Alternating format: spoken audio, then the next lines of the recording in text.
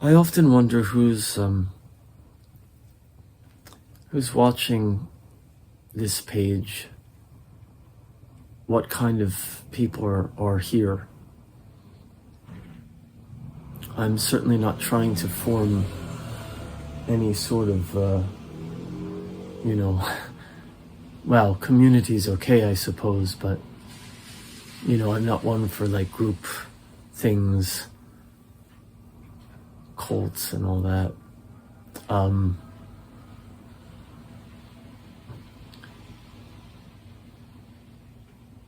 But it's interesting, because I get occasional comments on the page, but I really don't know who is really like paying attention to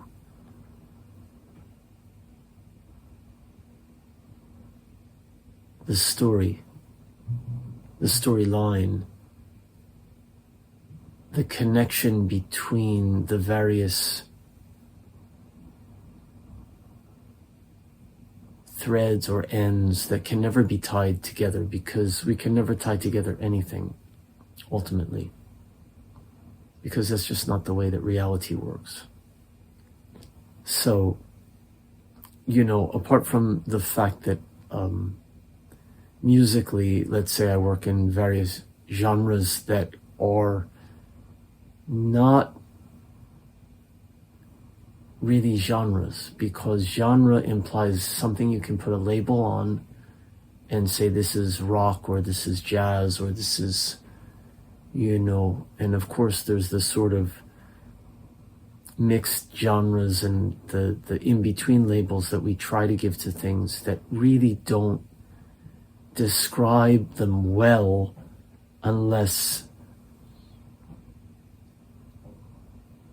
when we're talking about music, right, there's a sort of defined sound or thing that we can say this is reggae or this is pop or this is alternative rock or whatever.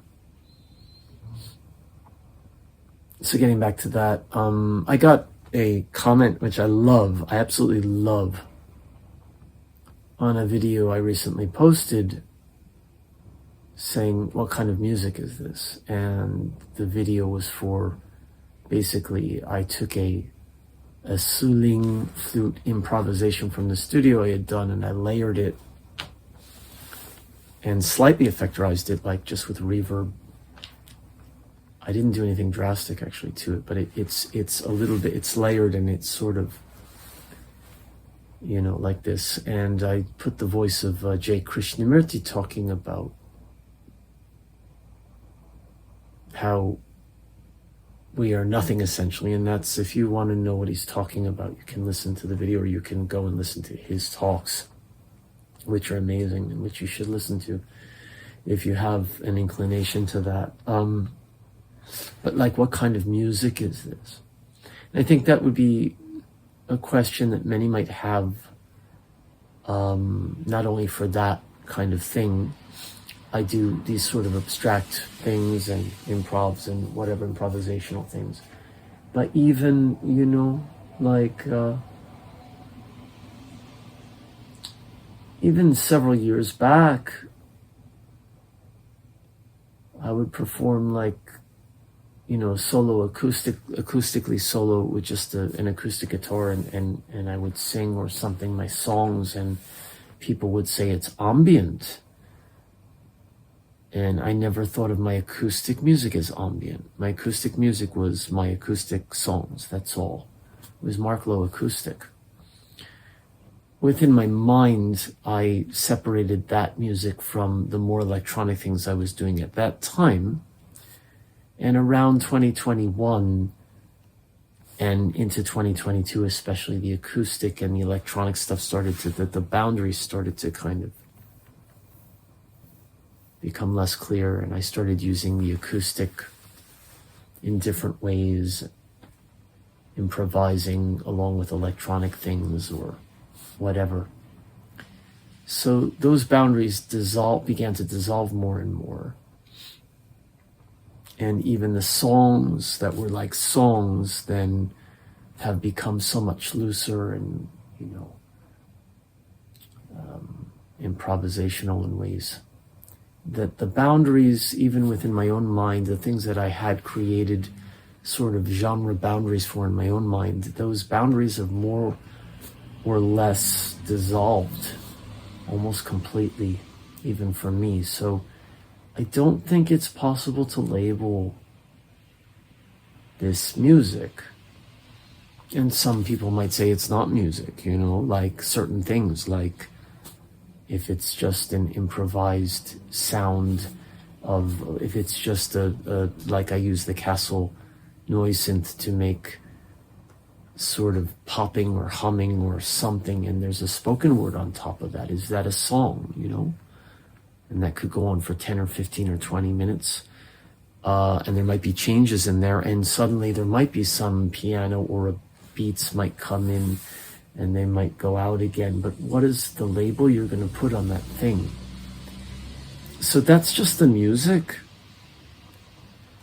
And then I do talks like these, and I talk, and my talks have become increasingly more sort of, I guess, philosophical. I don't know if that's the word. I don't know what it is. Like I take a night walk and I'm just talking, I called it Zicht the last time, which is like following the pen, but it was following just my thoughts and speaking my thoughts as I was walking and just holding my iPhone as a camera. And then I use sometimes those talks for musical things, putting it with backing or whatever. Or if I have a musical piece, I might use the backing would be the talk, right? Sometimes the talk is the main and there's backing, and sometimes the music is the main and the talk is the backing.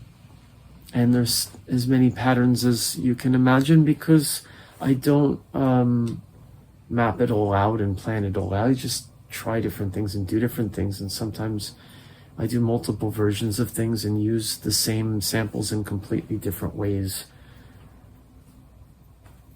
and so forth. So who's watching this, it's like, is it the music people, or is it the people who are interested in the talks, or is it the people who saw J. Krishnamurti's name and came for that, or is it, I do readings. I did a reading of Kobo Abe Kobo, talk about Japanese literature, or talking about Paul Auster, literature things, because I teach literature. There might be people here for this. There might be people, I don't know. I do talks in Japanese sometimes. So that's another audience. I think everything connects, and the fiction writing I've done readings, and the nonfiction, like from my essay last year, I did readings about my band experiences and things. It's all different, but it's all, for me, part of the same story. And it's a nonlinear cycle, like Bowie's Nathan Adler Diary, right? It's not necessarily gothic, but in my case it kind of is, right? This Dark Shroud is kind of gothic. Gothic industrial or whatever. That's another label, though. I think it started raining again. So I also talk politics sometimes. I also talk about the state of the world. I also talk about the inner state of humans. I also talk about, trauma and healing from that. And it's in my music. Everything's in my music. And my music's in everything, too. My music's in my talks. And my talks are in my music, literally now. There's really no line that I draw between any of the things, and my fiction, and all of it's connected. And my classes that I teach, and my daily life. And I give talks on loneliness and aloneness, and what's the difference. And I think I'm no longer lonely at all. I don't feel that ever. If anything, I've come to enjoy my solitude, but that doesn't mean that I also don't enjoy being around people and teaching, or having a conversation with someone that could just be fun. It doesn't have to be deep necessarily, but if it's fun or interesting, or or doing a music gig and meeting people and just enjoying, the atmosphere of that. I can do both, and I enjoy both equally in different ways, but for the most part, I'm enjoying my solitary, my time alone. Because in my time alone, I can do talks like these, I can do music, I can do video, I can go to the studio and improvise and come up with new material that then I can use to create new material in Logic. And there's so many ways. It used to be, everything was sit down, get the mic, get the equipment, and record the vocals separate and the thing. And now I just, I might record a Suling improv on the street, or an acoustic song, in the park, or I might go to the studio and do a session of improvs, or I might do a talk like this, and then I might combine elements from any or all of the above. And then other times I will do, like with the Perspective, the recent piece, where I did the vocals separately, and you can see in the video that's literally, and the guitar and the, and so that has the audio separation, and I can put different effects on things. But then sometimes the spontaneous things sound like they sound, and I'll put back in, or I'll combine it with something else. Or I'll go back and I'll remix things from 5, 6, 7 years ago, like the Black Nail remixes from 2017, which I'm quite happy with. And then the new version of The Dials in the Bathroom, which is last year's vocal recording, combined with, something from this year, with new backing completely and a new arrangement completely. There are no lines, there are no boundaries. And what I want to make this talk, what I want to say, I think, because this is a bit to just following my thoughts, like following the pen, is that labels and boxes, like Boxman, right? Puts himself in a box and limits himself. That's a dead end. So I don't really care for labels or boxes or genres. Labels, they're helpful to help, like if you go to the record store and I want to listen to Indian classical music, or I want to listen to hip hop or whatever, but like within those genres, classifications, there are how many variations of those things. You might not like it, you might not even consider it this or the other, right? My acoustic music is ambient to one person, and to someone else it's something else. It's someone else, it's folk music. Some people say when I play the acoustic, oh, it's folk songs, and someone else will say it's acoustic, and someone else will say it's Marc Lowe, which is kind of, I like that best. Not because of the ego thing. You don't have to use my name, but it's, in other words, it's your genre. It's not a genre we can put a label on, kind of thing. I think that's closest to the truth, but who knows? It's all interpretation, right? Perspective. And that's the name of my latest LP. And I wanted to mention this and give a little push to that. Not that it's promotion, because I'm not selling it. It's on Bandcamp and I made it free. And I did the same for the Tower, the final version that you say, yeah, sure. It was actually, the Tower ended up being what was left from Perspective. I used a couple things from what was going to be on the Tower, either part 1, part 2, and then kind of the Tower 1 and 2, the kind of majority of those tracks are on the Tower now, including like both versions of Black Nail, including both versions of Running, including both versions of The Signs Were There, including both versions of Hollow Space Boy. It's a kind of double album, yet it's single album length. And Perspective, both of these, by the way, are on Bandcamp and the free downloads. And I, honestly, if I wanted to do promotion and all that, I could be selling them. Nobody buys music anyway. And that's not a bitter statement. That's how it is, and that's fine. I'm not doing it for money. I never have. No, there was one time where I thought I might want to, and it didn't work for me. So I learned my lesson. So I do it for my joy and my life. It's my life. Creativity is my life. So and that extends, again, there's no lines. It extends to my teaching, it extends to these talks. Whether I'm discussing literature of others or writing my own fiction or creating my own music or covering someone else's song, or it's all connected, or these talks.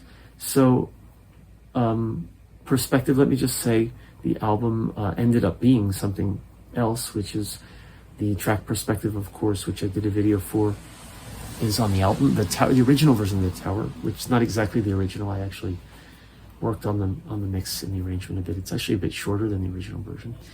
And a blip called Earth, which I did just a black screen video with lyrics in English and Japanese. It's not lyrics, it's spoken word and kind of ambient backing. There's a second part to that as well that's on the album, which has the soothing flute I used on the Krishnamurti piece, but it's mixed differently, and there's piano from the first part is also on the second part, so it's a different track, and it's also the continuation of what I was talking about on that walk. I used part of that continuation, so it's different from the first part. It begins where the first part leaves off.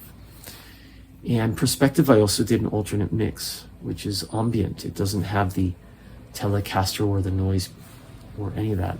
It's just a very ambient mix with the spoken word. And what else is on it? Actually, from the sessions, I'm going to be posting this very soon, version of The Tower, which I did acoustically as an improv, and it ended up moving into Red Signals, and then the outro goes back to The Tower, and it's a whole improvised part. And Bird, which I had put from the studio session on this page. I really like both versions, but I especially like the first Telecaster version. But I decided, rather than just putting it on as is as audio, to work on it a bit, and I used some effectors and did some things with it. And if you listen really closely, you can hear the acoustic version slightly in the background during the second half, but it's effectorized, and it's a kind of slightly trippy track now, the way it's mixed and effectorized, layered. But it's actually just literally what I played and sang. There's nothing added to it at all. It's just the way it's mixed. So that's also on Perspective. I think I quite like it now as an album, and it has a consistency. It's the two versions of Perspective, the two versions of Blip, the two studio sessions, and it ends with Hold, I think the title, Hold Tight as We Ascend into Hell, which was originally going to be on The Tower. And that connects to the versions of Hollow Space Boy on The Tower. So again, everything is just interconnected.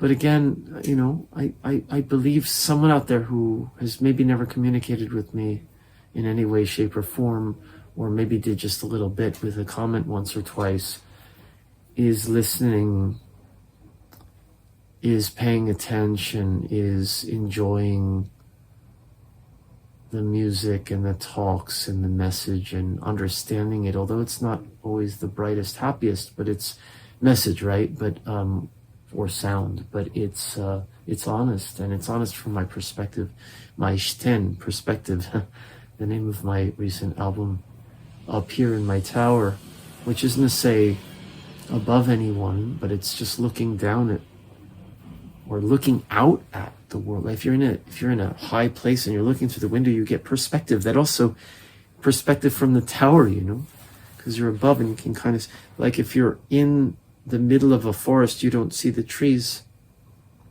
But if you're above it, looking down, you can see the forest. You can see all the trees.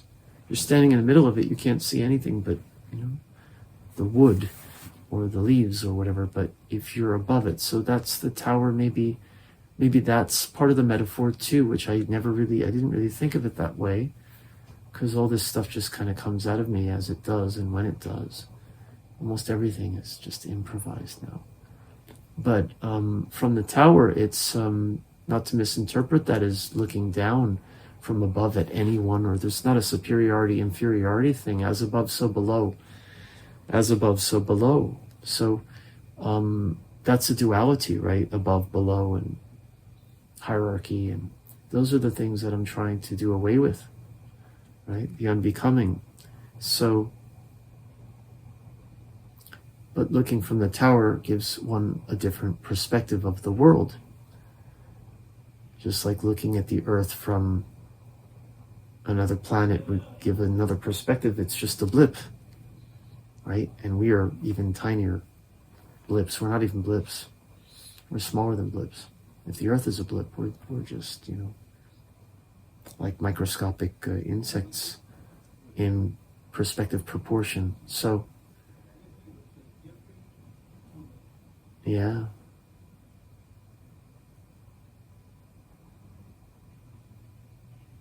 Listen to Krishnamurti, what he's saying. I don't know. Maybe what I'm saying on my talks makes no sense to anyone either, just as some would say his disciples kind of didn't get what he was saying, which is, not saying my thoughts are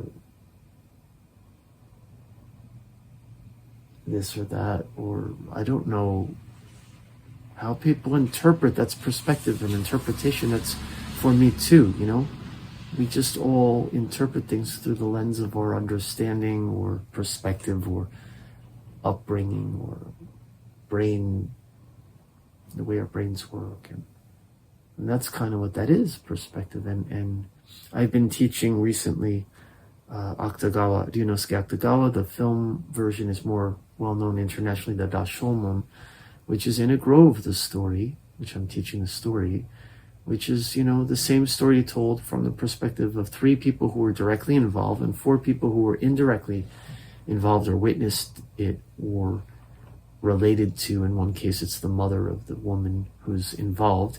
And actually the character who was murdered in this fiction story, it's a kind of murder mystery slash, it's kind of has a detective feel in its own way. Because it's a mystery that, we get different perspectives, but we don't get the definitive which story is true and which isn't, or maybe they're all partially true and all partially false. It's perspective, and it's the way that we all interpret things, or perhaps we're trying to hide something or make ourselves look better or not worse, or whatever it is. Nothing is really objective or definitive. That's why labels and boxes don't work for me. So we want certainty, like the earthlings on fire. I don't want knowledge, I want certainty, Bowie says. Many of us want certainty, but we can never have certainty. We're not even certain what tomorrow brings, whether we'll be alive or dead, whether World War III will start or not start, whether the earthquake will come, or maybe things will turn around and be amazing tomorrow. Maybe you win the lottery, or that could actually end up being a curse. Or meet the soulmate you never thought existed, or you could fall down, break your leg, and lose all your money, and etc. But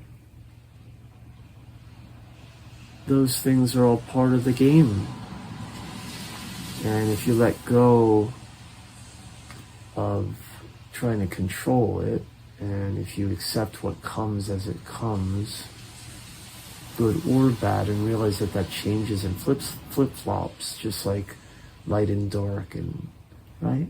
The opposites, they flip-flop. They're in a constant flux. They both exist in the dualistic world, but they're constantly shifting and moving. And so if you don't attach to either end of it, then just life becomes a lot easier, and you just surf the waves, and you win some, you lose some, and that's cool, right? So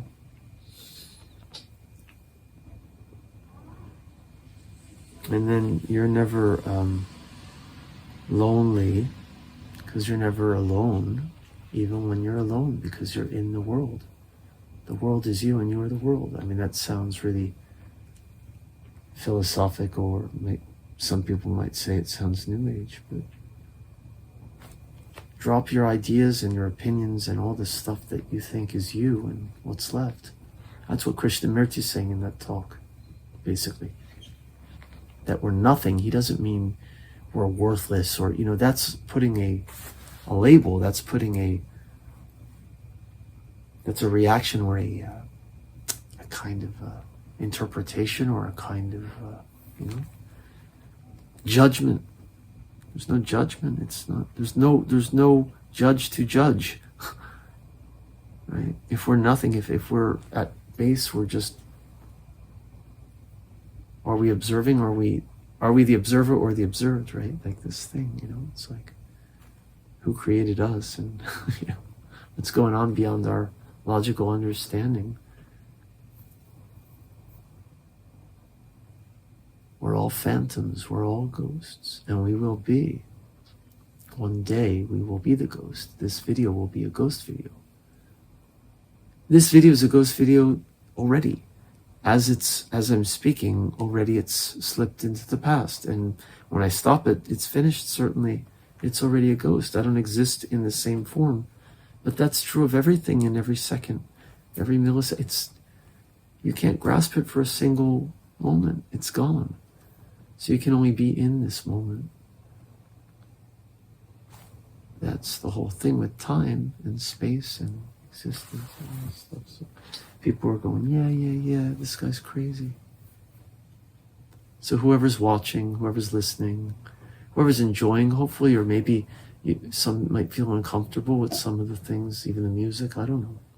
But somehow there's something about it that clicks or feels like worth further inquiry. I think that's good, Hopefully my ego is in the music less and less and less and less and less. I mean, my personality is there, and my ideas are there, and my presence is there, because it's Marc Lowe. Again, it's just a name, a label maybe, but it's this entity is creating it through that lens. But hopefully it's not ego. It's not like, watch me, listen, and be my friend. Or, I mean, you can be my friend. That'd be cool. That'd be nice. Better than being enemies, right? But we can just be mutually, engaged in the process of life and living and listening and learning and being curious. What was it? Einstein, I saw this quote, these SNS things, but imagination is intelligence. Or intelligence is imagination. Imagination's intelligence. And I added to this, like curiosity is intelligence. Or creativity is intelligence. Openness is intelligence. Willingness to be open to new perspectives and ideas and opinions and things you thought definitely 100% were true. Maybe you only saw it, or we only see it from a certain angle, like the in a grove Rashomon thing, It can only be limited that way. But if you open to everything, then it's unlimited. And that's the nothingness that Krishnamurti talks about from that space. Being zero is being everything, right? It's the infinite. Within the zero is the infinite open space for anything to come in. Once you start closing that and having your ideas, it's also, I teach Sherwood Anderson, I find the same thing in his Winesburg, Ohio. The people who become grotesques in the fictional town of Winesburg in Ohio, are those who cling to truths, and those truths break them, and they get old and miserable. And many of us do this. So if you recognize the nothingness of things, then there's no truths to cling to. They're all true and they're all false, and there's no duality. And then the infinite, right, comes into the zero. Zeros and ones, right? You need zero to have ones, and populate it with ones, it's infinity. But when it gets too full, you might have to empty it out again and just take a step back and realize that at its core, things are empty. That's also the Buddhist Heart Sutra. Form is in emptiness, and emptiness is in form. It's all the same thing. They're all metaphors for the same thing. To recognize that there's no conflict, and all the wars end, all the starvation ends. We work together to make a beautiful, better world. But right now we're just bombing the shit out of each other, and it's anger and it's competition, it's trying to win the game, but there's no winning with that.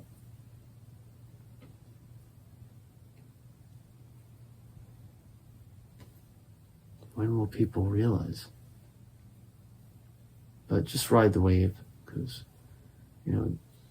war and fighting, violence and one-upsmanship and jealousy, those are all part of the game and being in the human game. But it doesn't mean we all have to participate and do that.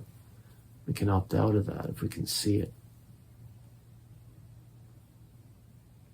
We can opt out of the whole SNS thing, can opt out of the whole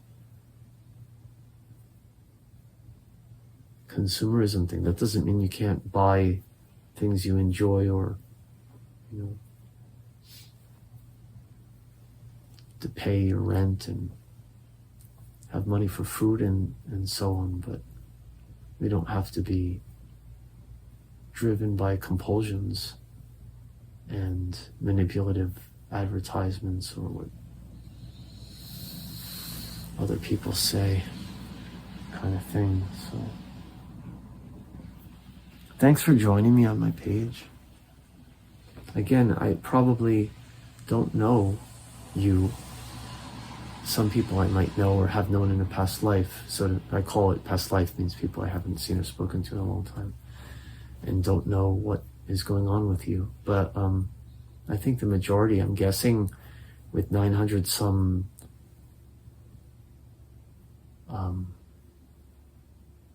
people subscribe to the page. Some, I don't know, maybe there's bots and things too. I have no idea. It's just impossible to tell. But I think there are any number of real people out there listening and watching and enjoying, maybe not all the time, but it's good. So visit Bandcamp too. Again, it's not this thing of YouTube versus Bandcamp. It's not a competition thing. It's just, I've been putting, I put albums right on YouTube and full albums for the reason that I think maybe they'll get more hits and I can put lyrics on or whatever. But frankly, the sound quality is not as good. It's degraded a bit on YouTube, but it's great for video and it's great for just this kind of thing, talks and things. And it's okay for music, especially with visuals, but Bandcamp, it's better sound and you can download. I've been putting stuff on for free, and you can just have it in your ears. You download it to your device and you can listen to it on the train or the car or taking walks or whatever. So that, right? I suppose you could do that with YouTube with your 4G or 5G, but you don't have to even have internet running to do it once you've downloaded it. And the sound quality will be better even if you download MP3s. They're high quality MP3s. So that's my suggestion if you like albums, if you like audio. And also there's a lot of things there now, that some of them in forms that weren't published on Apple or YouTube, and so just check it out. There's also This Dark Shroud Bandcamp page, thisdarkshroud.bandcamp.com. Recently I put the retrospective on. It's a 21 track version. It's also different than what was on YouTube, which I put up split into two halves, and it doesn't include everything. But the version on Bandcamp, thisdarkshroud.bandcamp.com, includes everything. So I think the talk's long enough. It's 34 minutes. And I'm going to put up the video for this Tower Improv. I call it Red Tower Blue Skull because it has red signals on it too. I was going to make it plural, but this is just the one tower. There's probably multiple blue skulls, but that's just what I called it. It could be Red Tower Blue Skulls, but then it really sounds like red signals, blue skulls. So. All right, I'm going to sign off. Have a nice weekend. It's Friday night in Tokyo. My window's open, that's why it's noisier than usual. See you next time. Good night.